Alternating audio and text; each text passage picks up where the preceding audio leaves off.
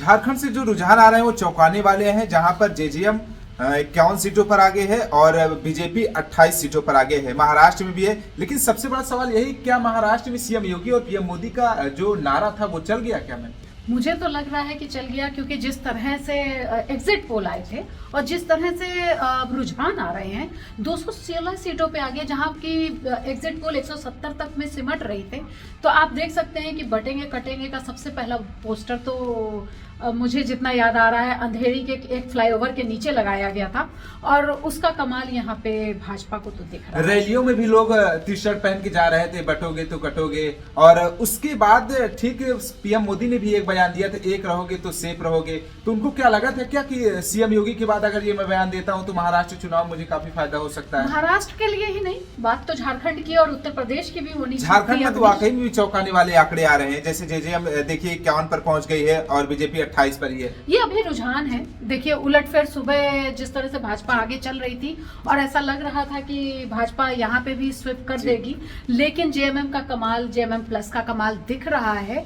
और पटाखे देखिए, महाराष्ट्र में तो पटाखे छूटने शुरू हो गए हैं और ये झंडा फहराया जा रहा है। मतलब माहौल तो बड़ा जबरदस्त है, लेकिन उत्तर प्रदेश को नहीं भूलना है, क्योंकि पहला जो भाषण दिया बटेंगे कटेंगे वो सीएम योगी नहीं दिया, और उसके बाद जो हो रहा है वो देखने लायक है।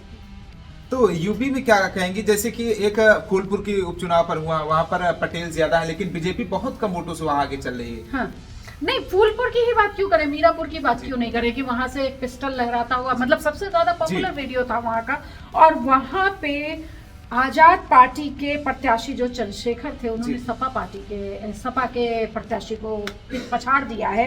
तो वो सारा जो कहते हैं ना कि जनता किस मूड बैठेगी, वो यही चुनाव में पता। अखिलेश यादव ने पहले भी आरोप लगाया था चुनाव आयोग पर, और अभी भी चुनाव आयोग से उन्होंने कहा है कि आंकड़े जो है वेबसाइट पर जल्दी अपलोड नहीं किए जा रहे हैं। नहीं, उन्होंने तो देखिए शुरुआती घंटों में ही, अब जैसे ही काउंटिंग शुरू हुई, मुझे लगता है 9:30-10 बजे ही उन्होंने कह दिया था कि कुछ तो गड़बड़ है और चुनाव आयोग जो है अपडेट नहीं कर रहा।